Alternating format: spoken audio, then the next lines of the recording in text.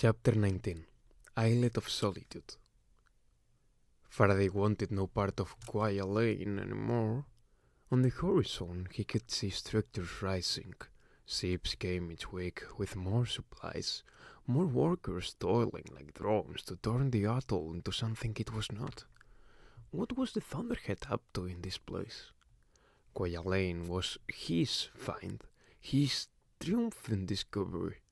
The Thunderhead had recently jumped his claim. Although Faraday was curious, he didn't give in to that curiosity. He was a scythe, and he flatly refused to have anything to do with the work of the Thunderhead. He could have banished it from the atoll if he'd chosen to. After all, as a scythe and above the law, he could demand anything, and the Thunderhead would have to abide by it. He could have proclaimed that it was not allowed within 100 nautical miles of Quiet Lane, and it would have had no choice but to retreat to the precise distance he had ordered it to, taking all its construction equipment and workers with it. But Faraday didn't assert his claim.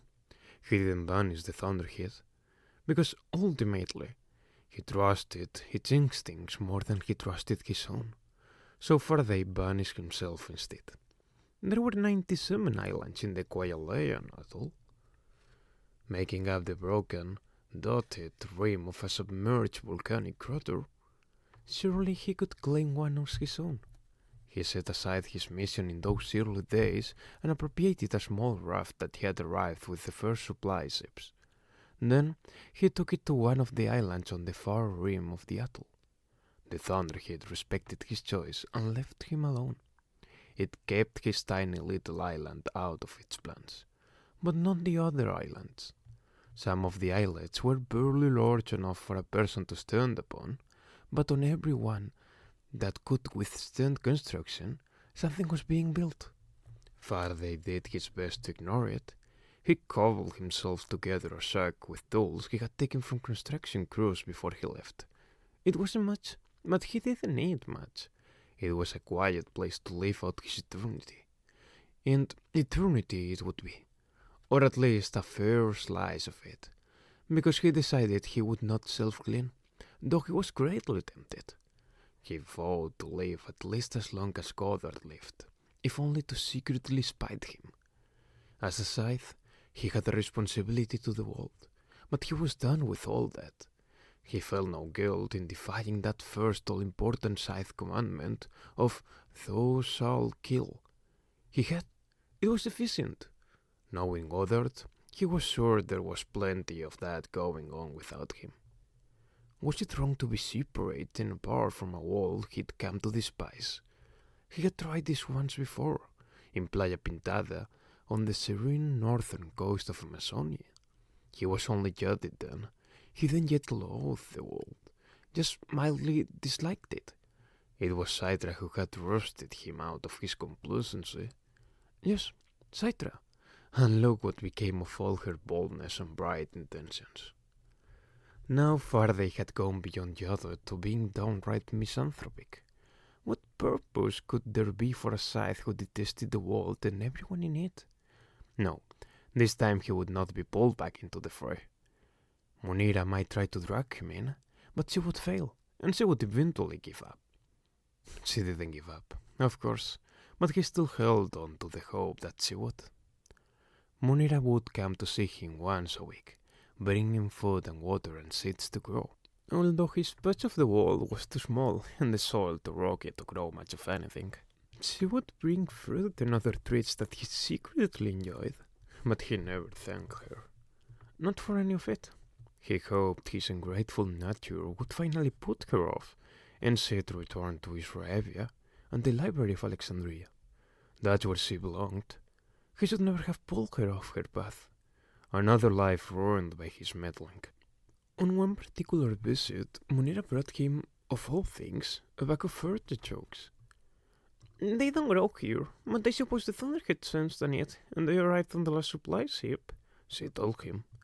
This, although it might not appear like it to Munira, was a substantial development, a moment worthy of note, because artichokes were Faraday's favorite, which meant their delivery to the island was no accident.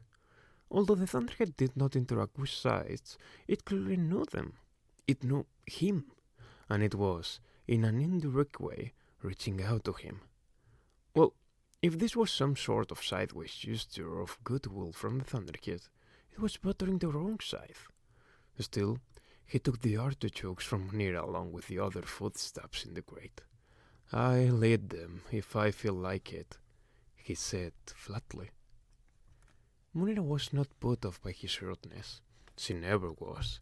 She had come to expect it, rely on it, even. As for her life on Kwajaleyn's main island, it wasn't all that different from her life before she came into Scythe Faraday's service. She had lived a solitary existence, even when surrounded by people at the Library of Alexandria. Now she lived alone in the old bunker on an island surrounded by people, and only interacted when it suited her. She no longer had access to the Scythe journals that filled the stoneholes of the Great Library, but she had plenty of reading material. There were many crumbling books left behind by the mortals who had run this place before the rise of the Thunderhead and the Scythedom. Volumes of curious facts and fictions of people who lived each day of their lives with the ravages of age and relentless approach of death. The brutal pages were filled with melodramatic intrigue and passionate source-intent that seemed laughable now. People who believed that their slightest actions mattered and that they could find a sense of completion before death inevitably took them, along with everyone they ever knew and loved. It was entertaining reading, but hard for Munira to relate to at first. But the more she read, the more she came to understand the fears and the dreams of mortals, the trouble they all had living in the moment, in spite of the fact that the moment was all they had. Then there were the recordings and journals left behind by the militaristic folk who had used the martial battles, as they were once called, for the testing of large-scale weaponry, ballistic radiation bombs, and such. These activities were also driven by fear, but masked behind a facade of science and professionalism. She read it all, and what would have been dry and reportorial to others was a tapestry of hidden history to Munira. She felt she had become an expert on what it must have been like to be mortal in a world before the benevolent protection of the Thunderhead, and the wise gleaning of sights. Not so wise anymore. Gossip among the workers was filled with tales of mass gleanings, and not just in Mid-America, but in region after region.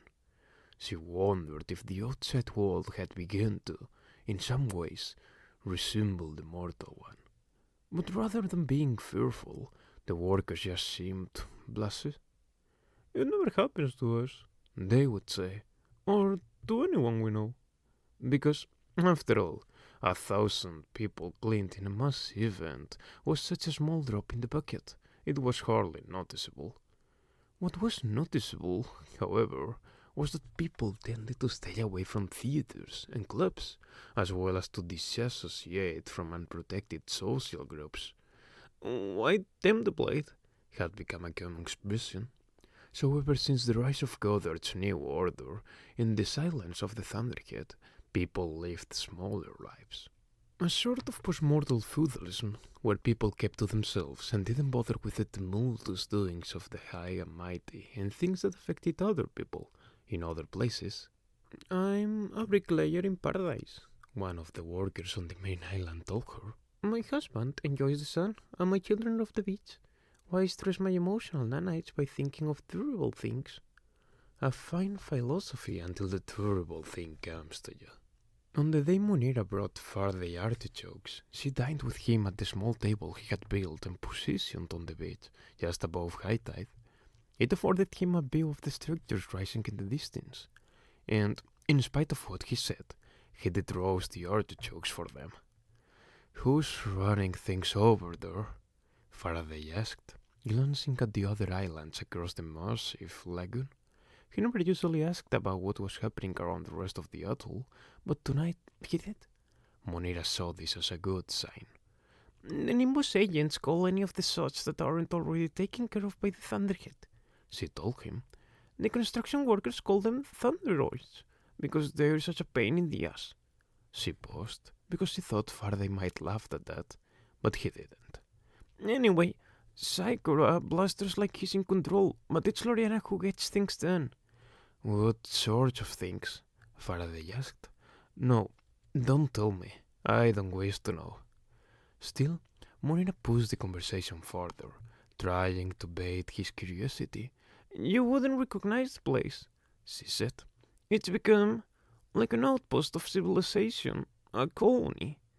I'm surprised Goddard hasn't sent his emissaries here to find out what the commotion is all about, Faraday said. The outside world still doesn't know this place exists, Monira told him. Apparently, the Thunderhead has kept it a blind spot to everyone else. Faraday gave her a dubious look. You're telling me that those supply ships don't bring stories home about the place that's not supposed to exist? Monira shrugged. The Thunderhead has always had projects in far-flung places no one whose camel has left yet, and the people here have no idea where they even are, much less what they're building. And what are they building? Monira took her time in answering. I don't know, she told him, but I have my suspicions. I'll share them with you when they feel a little foolish, and when you end your prolonged pouting. Pouting is a passing thing, he told her dismissively.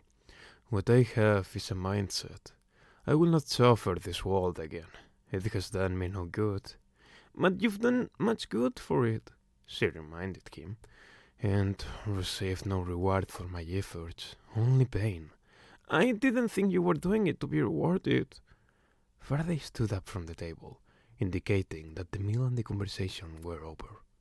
When you come back next week, bring tomatoes. It's been a long time since I had a good tomato. Easy instructions for tamper-resistant security pack. Box 1, confirmation of surname. Please initial. Box 2, confirmation of given name and middle initial. If applicable, please initial. Box 3, please place the tip of your right index finger here and hold in place until the space turns green. Box 4, please refer to Lancet instructions. Lancet instructions for use. Wash hands with soap and water. Dry thoroughly. Select a slightly off-center fingertip side. Insert Lancet into lensing device, remove cap, and use. Apply drop of blood to the space indicated in box 3 of security form. Recap Lancet, discard appropriately. Chapter 20. Spiral Logic. Lorena Burchuk had never felt so light-headed, so dizzy. She tried to wrap her head around what she now knew, but found her mind stretched too thin to even try. She had to sit down, but the moment she did, she found herself standing again and pacing, then staring at the wall, then sitting down once more.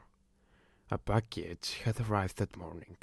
It required the thumbprint ID to open, as well as a smear of blood to confirm her DNA. Loriana didn't even know such packaging existed. Who needed anything to be that secure? The first page was a distribution list. All the people who had received a copy of the enclosed documents. In any other endeavor of this size, there would be hundreds, but this package had a distribution list of one. What was the Thunderhead thinking? It truly must have malfunctioned if it was sending a nice-only, high-priority document like this to her. Didn't it know that she was terrible at keeping secrets? Of course it knew. It knew everything about everyone. So the question was, did it send the package to her, full expecting her to blab about it to everyone? Or did it truly trust her to be the sole keeper of this hidden flame? Is this how the Troll felt like, she wondered, the moment he realized he was the only one to whom the Thunderhead still spoke? Did he get dizzy too? Did he alternate between pacing and sitting and staring into space? Or did the Thunderhead choose someone more wise and worldly for its voice on Earth? Someone who could take such an awesome responsibility in stride? They had only heard of the Troll through the hearsay of arriving workers. Some people believed the Thunderhead spoke to him. Others didn't and thought it was just typical Tony's madness. "Oh, he's real," Sakura had told her. "I met him once, with Hilliard and Kian," which made anything he said about the encounter suspect, since Sakura was the only one of the three still alive. "He's the one who sent us here, gave us these blasted coordinates. Of course that was before all that holy man business. That all come later. He seemed rather ordinary, if you ask me." And you'd know ordinary, Loriana wanted to say, but she didn't say anything and let Sakura get on with his business. Loriana was not offered the job as Sakura's assistant when they first began to settle in a year ago. That went to another junior agent who lavished praise on Sakura and doted on him like an overachieving valet. Well, if Lorena had been offered the job, she would have refused it. After all, everything they did here was nothing but an illusion of employment. No one was being paid, not even the basic income guarantee. People worked because they didn't know what else to do with themselves, and with ships arriving regularly now, there was always something that needed to be done. The former Nimbus agents joined construction crews or organized social events. One even opened up a bar that had quickly become the go-to spot after a long, hot day. And no one needed money on the atoll, because the supply ships arrived with everything they might want or need. Sakura, of course, put himself in charge of distribution, as if deciding who got corn and who got beans on any given day was a meaningful display of power. From the very beginning, the Thunderhead's will had to be deduced from its actions. It began with that solitary plane that flew overhead, almost too high for anyone to notice. Then, that was followed by the first ships. When those ships appeared on the horizon, the former Nimbus agents were elated. At last, after nearly a month making do with the atoll's limited resources, the Thunderhead had heard their plea, and they were being rescued. Or so they thought. The ships that arrived were all self-piloting, so there was no one to ask for permission to board, and once the supplies had been offloaded, no one was welcome on the ships. Of course, anyone was allowed back on. The Thunderhead rarely forbade people from doing anything, but the moment they boarded, their ID gave off an alarm and flashed a bright blue warning, even bigger than the red unsavory mark. Anyone who stayed on board was marked for immediate supplanting. And in case anyone thought it was a bluff, there was a supplantation console right there, just inside the gangway, ready to erase their minds and override their brains with new artificial memories. Memories of someone who didn't know where they'd just been. That made most people race off the ship even faster than they'd boarded. Only once they had run from the dock did the mark on their IDs go away. Even so, there were several of Loriana's co-workers who decided to live on those ships anyway, choosing to become someone else, anywhere else in the world, than to remain on Quiet. Loriana had a childhood friend who was supplanted. Loriana didn't know it until she ran into him in a coffee shop one day, hugged him, and chattered away, asking where life had taken him after graduating high school. "I'm sorry," he'd said politely. "I actually don't know you. Whoever you think I am, I'm not him anymore." Loriana had been stunned and embarrassed, so much so that he insisted on buying her coffee and sitting down for a chat anyway. Apparently, he was now a dog breeder with a full set of fake memories of a lifetime spent in the Northern Ridge region, raising huskies and malamutes for the Iditarod. "But doesn't it bother you that none of it is true?" Loriana had asked. "No one's memories are true," he'd pointed out. 10 people remember the same thing in 10 completely different ways. And besides, who I actually was doesn't matter. And it doesn't change who I am now. I love who I am, which probably wasn't true before, or I never would have been supplanted in the first place." It was not exactly circular logic, more like spiral, an accepted lie that spun in upon itself until truth and fiction disappeared into a singularity of who the hell cares as long as I'm happy. It had been a year since those first ships had arrived, and things had settled into a routine. Homes were built, streets were paved, But stranger were the large patches of multiple islands that were being prepped with concrete a meter thick. No one knew what for. The construction crews were simply following a work order. And since all Thunderhead work orders always ended with something sensible being built, they trusted all would be revealed when their work was done, whenever that might be. Lorena had found herself in charge of the communications team, sending out painfully slow one-way messages to the Thunderhead in primitive pulses of static. It was an odd sort of job, because she couldn't directly request anything from the Thunderhead, since the Thunderhead was required to refuse the request of unsavories. So all she could do was make declarative statements. The supply ship has arrived. We are rationing meat. Pure construction delayed due to bad concrete pour. And when a ship with extra meat and fresh concrete mix arrived 5 days later, everyone knew the Thunderhead had gotten the message without anyone having to actually ask. While Sterling, the communications tech, was in charge of actually tapping out the messages, he didn't decide what messages to send. That was Lorena's job. She was the gatekeeper for all information passing out of the island, and with so much information, she had to pick and choose what got through and what didn't.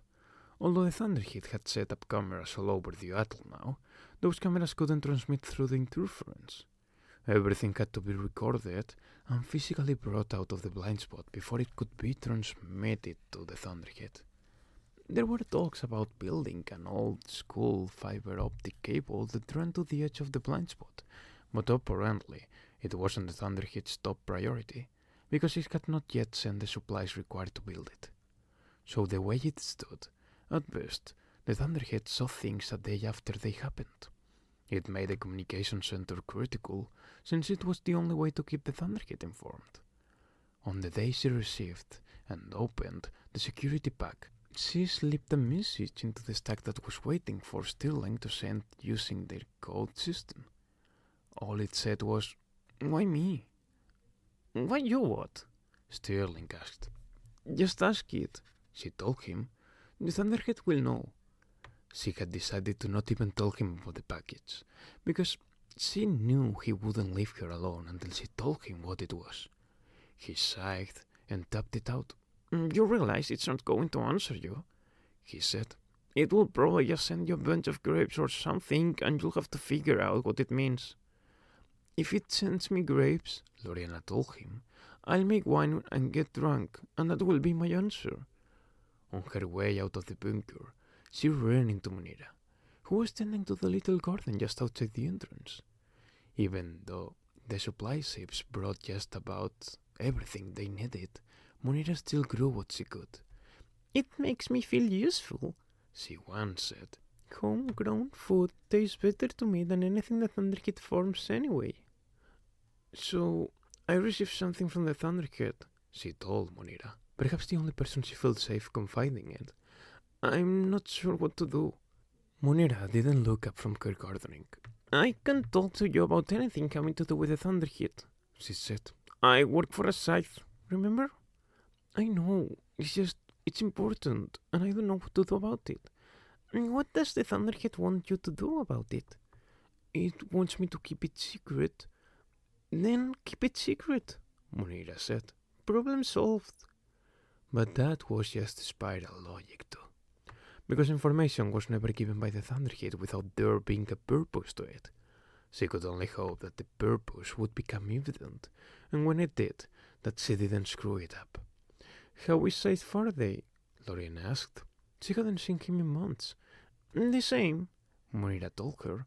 Lorena supposed that a scythe robbed of purpose was worse than being an unemployed Nimbus agent. "Does he have any plans to start cleaning again? I mean, there's hundreds of workers all over the atoll now. That's certainly a big enough population to clean someone here and there. Not that I'm anxious to see it or anything, but a scythe who doesn't clean is hardly a scythe." "He doesn't have plans to do anything," Munira told her. "So, are you worried about him?" "Wouldn't you be?" Lorena's next stop was the distribution center, a warehouse of quick and easy design, near the dock, where Saikora spent most of his time walking around and doing a lot of pointing. Loriana was there because she needed to gauge him, to see if he was acting differently, to see if maybe he had gotten the same information she had, whether or not he was on the official distribution list. But Sakura was the same as always, bureaucratic and managerial, the undisputed master of petty projects. After a while, he noticed her lingering there. "Is there something I can do for you, Agent Barjok?" he asked. Although they hadn't been actual Nimbus agents for more than a year, he still acted as if they were. "I was just wondering," she said, "if you've given any real thought as to why we're here on Quiet Lane." He looked up from his inventory tablet and took a moment to study her.